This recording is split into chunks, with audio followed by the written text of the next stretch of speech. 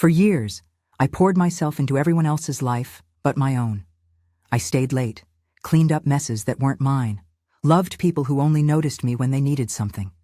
I thought loyalty would earn me respect. I thought sacrifice meant love.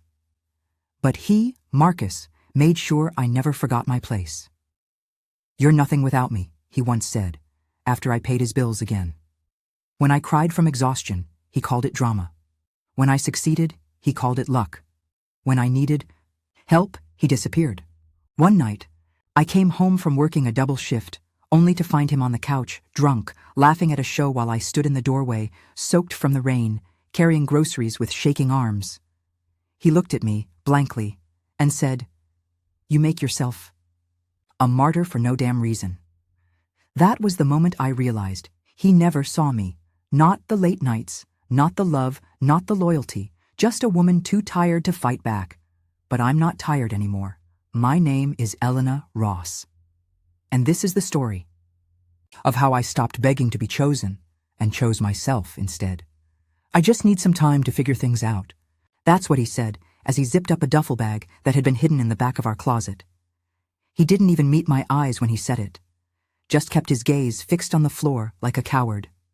After 17 years of marriage, 2 children, and a mortgage I signed alone while he chased his dreams, I was suddenly being handed a half-hearted exit speech like we were strangers ending a fling. No big fight, no screaming match, just that quiet, soul-killing sentence. "I need a break." At first, I didn't even understand what was happening. I stood there, frozen in the doorway of our bedroom, still holding the laundry basket I'd been carrying when he dropped the bomb. The absurdity of it hit me first. He'd waited until I was folding his socks to tell me he was walking away from our life. I asked him what he meant. A break from what?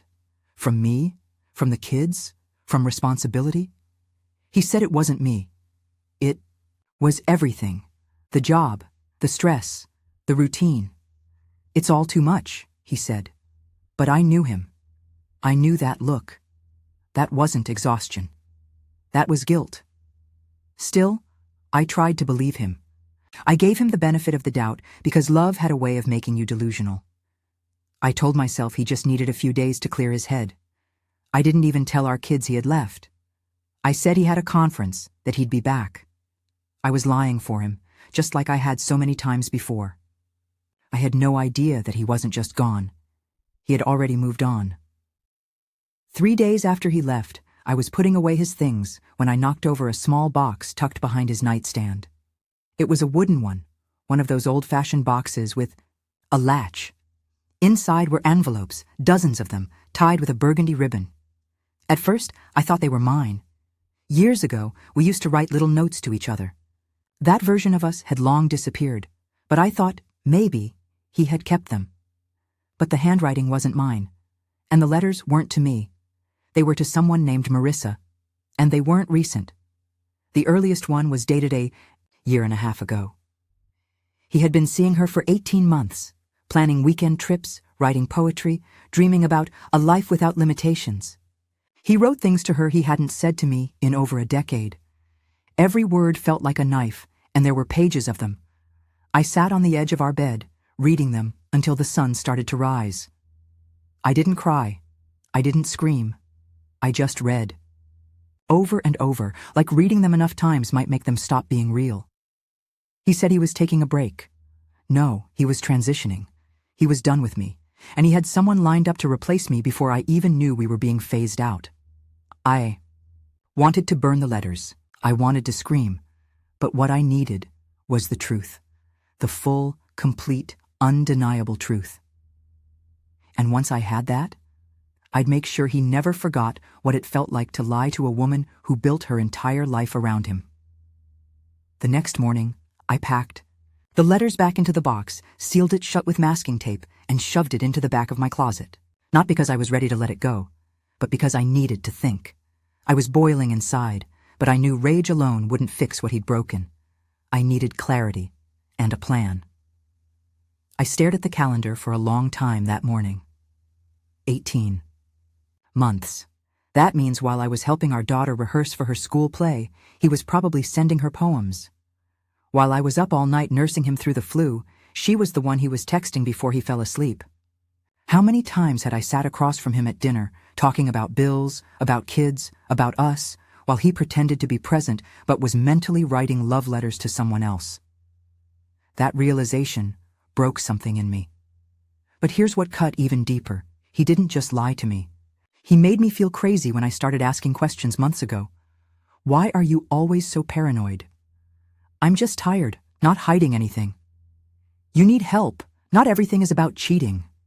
He gaslit me so well, I started questioning myself. I stopped snooping, stopped asking. I told myself I was being dramatic. Now, I knew the truth. I wasn't crazy. I was right. And the betrayal didn't stop at love letters. He had been draining our joint account for months, small amounts, just enough to go unnoticed on first glance. When I pulled up the banking app that morning, I went through every transaction line by line: hotel stays, high-end restaurants, jewelry stores. Not once did he buy me a thing in the last year, and now I knew why. But what really kicked the wind out of me was the moment I opened the laptop and found the hidden email folder. A separate Gmail account. Entire threads between Tempi and Ma, him and Marissa, photos, bookings, private jokes. He was planning a trip for them to Italy next month. He had already booked the flights. He said he needed a break. But he was about to fly halfway around the world with another woman while I held down our home, cared for our kids, and made excuses for his absence. And the worst part? He was trying to take more with him.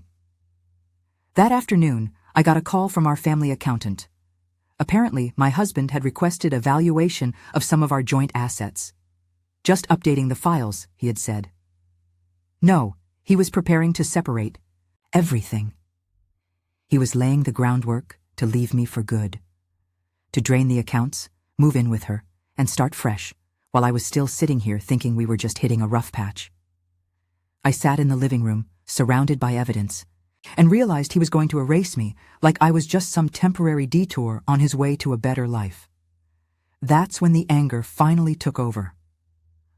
All the nights I stayed up with crying babies while he slept. All the times I encouraged him when he felt lost in his career. The years I spent sacrificing my own goals so he could chase his. Every sacrifice I made, all of it meant nothing to him.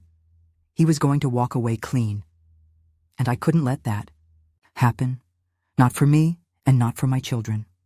He thought he was smart. He thought love letters were innocent. He thought he had me fooled. But I was done being the quiet wife with the polite smile.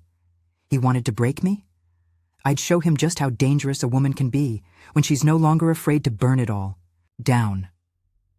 At first, I thought the worst part was the betrayal itself, the intimacy he shared with another woman, the lies he told to keep me numb, the sheer disrespect. But as I stood in our kitchen, staring at the wall where our family portraits hung, something deeper began to settle in my chest. It wasn't just heartbreak. It was the realization that everything I built, my marriage, my home, my family, was under threat. This man wasn't just having an affair. He was trying to erase me. The more I dug, the clearer it became. He'd already spoken to a lawyer, quietly, behind my back, laying the groundwork so when he came back from his break, he could blindside me with divorce papers, asset division, and some smarmy explanation that this is best for everyone. There was no remorse, no second thoughts, just a cold, calculated escape. And me? I'd be left trying to explain to our children why their father didn't come home, why the house they grew up in might be sold, why Mommy suddenly started crying in the car every morning after school drop-off. He wasn't just breaking my heart. He was dismantling everything. I walked into our daughter's room that evening to check on her and found her writing a story for school. It was about a happy family taking a trip to the beach. Mom, Dad, 2 kids, laughter, sunshine. I wanted to tell her that families like that don't just disappear overnight. That fathers don't just give up on their children. That love doesn't come with an expiration date. But how could I? Her story was fiction, and our reality was turning into a nightmare. This mattered because I had spent 17 years pouring myself into this life. I was the glue, the quiet strength. I made excuses when he failed. I stitched together our family in the roughest patches. When he lost his job, I picked up part-time work and still cooked dinner. When he forgot anniversaries, I forgave him. When he distanced himself emotionally, I told myself it was just stress. Every time I swallowed my disappointment, I thought I was saving something worth keeping. Now I saw the truth. He was never saving me. He let me carry the emotional labor, the financial weight, the parenting load, and when he was done, he planned to disappear like I was disposable. Like I was just the warm-up act for a more glamorous life. This mattered because men like him count on women like me staying silent. They count on our dignity being our weakness. They think because we don't explode, we won't fight back. But I couldn't let him teach our children that betrayal gets rewarded. That lies go unpunished. That someone can cheat, steal, and deceive, and still come out clean on the other side. No, that wouldn't be the legacy I left them. This wasn't about revenge anymore. It was about restoration. Restoring my name, my dignity, my strength. Restoring the example I wanted to set for my children. I knew there were going to be consequences. For him, for me, for all of us. But silence wasn't an option anymore. Not when everything I worked for, everything I was being stripped away without even an apology. He was going to learn what it feels like to watch your carefully built facade fall apart. He was going to feel every ounce of the pain he inflicted. I had the letters. I had the financial trail. I had the emails. Now, I needed a plan. And when the time came, I wouldn't scream or cry. I'd let the facts do the talking. I'd let his own words, his own actions, betray him in front of everyone he thought he could fool. Because the truth is louder than love letters and far more permanent. It took me 3 days to gather myself. 3 days of silent rage, calculated breathing, and pretending things were normal for the sake of our kids. Every morning, I made breakfast, packed lunches, smiled at the door. Then, once they were gone, I turned into someone else entirely, someone I barely recognized. Someone dangerous. I wasn't going to scream. I wasn't going to beg. I was going to build a case. He thought he was clever, hiding the love letters and using a second email. But he made one critical mistake. He underestimated the woman who spent her life holding him together. He forgot that I remembered every password, every recovery question, every digital footprint he left behind over the years. I started a folder, labeled something boring like Taxes 2022. In it, I compiled screenshots, emails, hotel confirmations, wire transfers, even an invoice for a pair of diamond earrings for M. Then I printed everything and put it in a real folder too, tucked under my bed. I didn't want to rely on cloud storage if things got messy. And then, I contacted a lawyer. Not just any lawyer, a sharp, experienced woman who had handled high stakes, divorces for over 20 years. When I sat across from her in her office and laid out my evidence, she didn't flinch. She nodded once, then leaned forward and said, "We can win this." Her advice was clear. Don't tip him off. Don't confront him yet. Gather, wait, strike once, when it will hurt the most. She told me to freeze any unnecessary transfers, reroute my direct deposit, and start separating my financial life from his, quietly, strategically. She explained the difference between emotional justice and legal justice, and how, if done right, I could walk away with everything he was trying to steal. Timing is everything, she said. Let him feel safe. Let him think you're still confused, heartbroken, unsure. That way, when it happens, it'll hit like a freight train. So I played my part. I texted him, asking how he was, told him the kids missed him, told him I understood that he needed space. Every word tasted like ash, but I smiled while typing. He replied with brief, guiltless messages, full of fake warmth. I just need to figure things out. This break is good for us. I still love you, in my own way. I wanted to hurl the phone against the wall, but instead, I took screenshots. I noticed he didn't ask about the kids, not once. He didn't check if we were okay. He was too busy playing Romeo in Rome with Marissa. That's when the final piece clicked into place. If I could get confirmation of that trip, proof he was on vacation with her while pretending to be on a soul-searching break, I could end this, not just legally, publicly. So I called in a favor. My cousin Sam worked for a travel security firm. I told him what I needed and why. He didn't judge me. He just nodded and said, "Give me the details." 2 days later, I had it. Confirmation of both their names on a resort guest list in Tuscany. Dates, check-in confirmation, even photos from the resort's Instagram feed showing a couple who sure looked a lot like them, having dinner under fairy lights. That was the moment I knew. This wasn't going to be a quiet goodbye. He wanted a clean escape. I was going to hand him a disaster. Now, all I had to do was set the stage. I planned a dinner.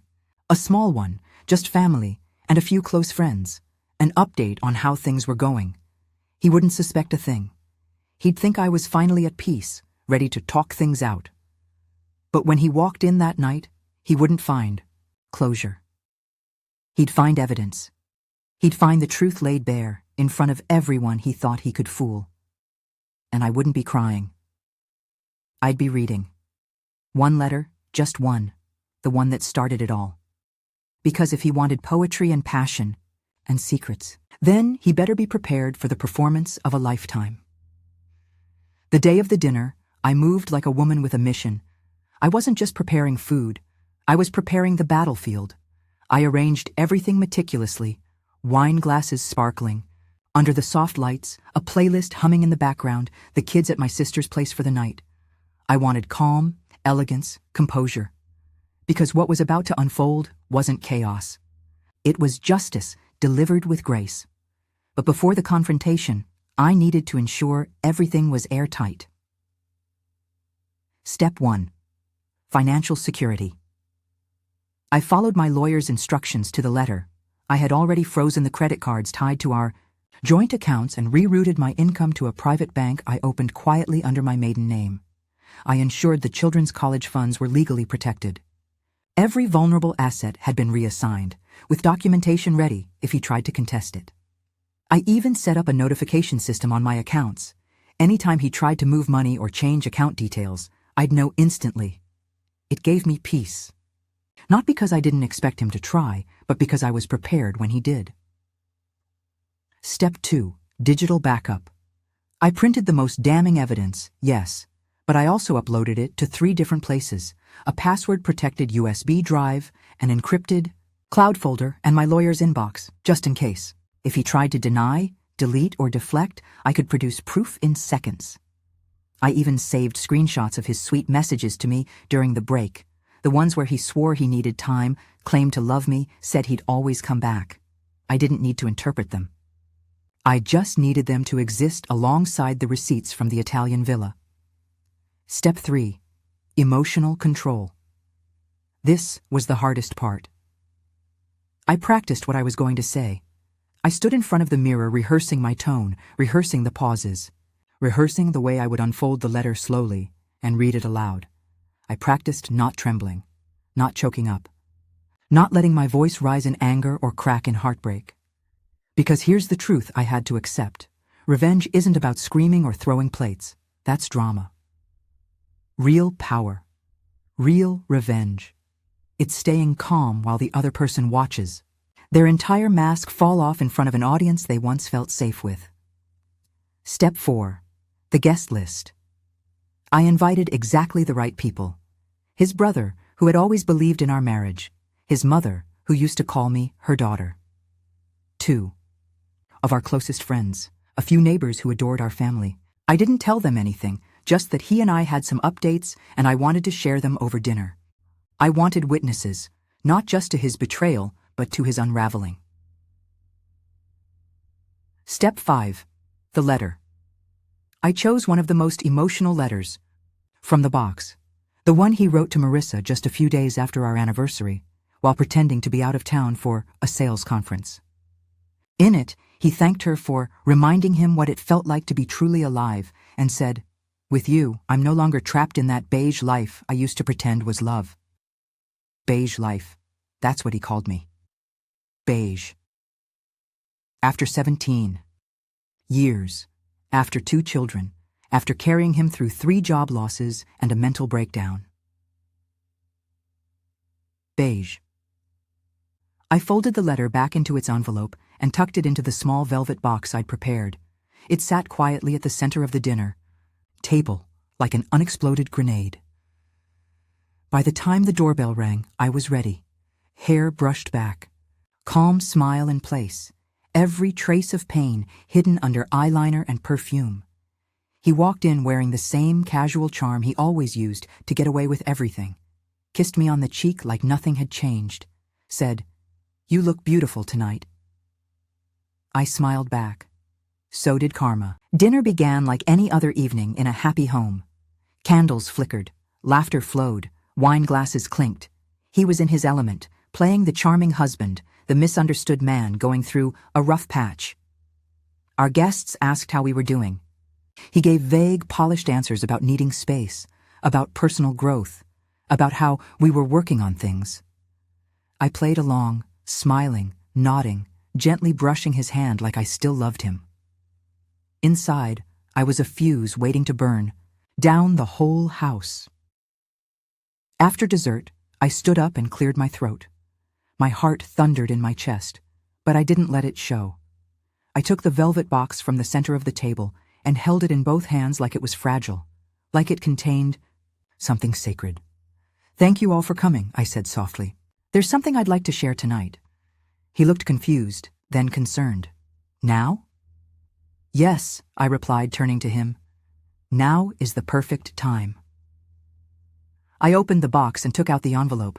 I paused, scanning the room, letting the silence stretch just enough. Everyone leaned forward slightly, sensing a shift. I looked directly at him, then read the first line. "Dearest Marissa, I wish I could reach across the table and touch your hand right now instead of pretending to care about the boring conversations I'm having back home." The room froze. His wineglass hovered in midair. His smile cracked in half. I continued reading. "Last night, while she talked about refinancing the mortgage, all I could think about was your laugh and the way you say my name like I matter. With you, life feels alive again. I'm counting the days until I can finally stop pretending." A soft gasp escaped from his mother's lips. His brother leaned back slowly. Someone dropped their fork. He stood up. "What the hell are you doing?" I folded the letter neatly and placed it on the table in front of him. I didn't scream.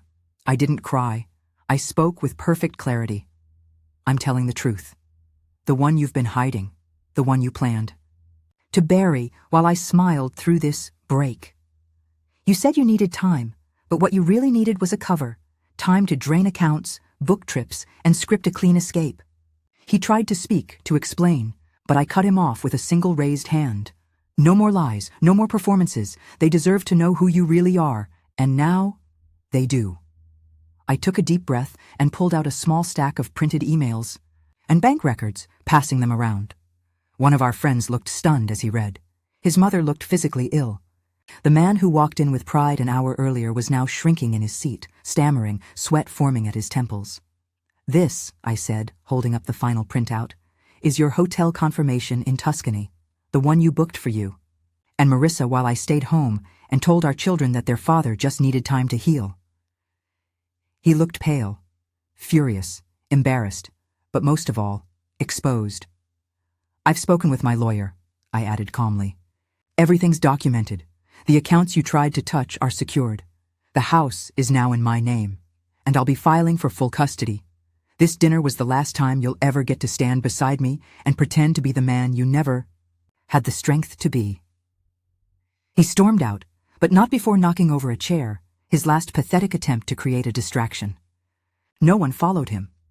For a long moment the table remained silent. Then, slowly, one by one, people looked at me. They didn't say much, but their eyes said it all. Respect, shock, awe. I didn't want applause. I didn't need validation. I just needed to take my life back. Epilogue, short recap. It's been 6 months since that night. He tried to fight, of course, tried to deny, to threaten, to regain control, but the truth doesn't die quietly. The court saw the evidence. I got the house, I got custody. And he got a reputation. Marissa left him 2 months later. Turns out, betrayal loses its luster when there's no one left to deceive. As for me, I got peace. I sleep well now. I look in the mirror and recognize the woman staring back. She's not beige. She's fire. And she remembers everything. Because I may have been the wife he walked away from, but I became the woman he'll never forget.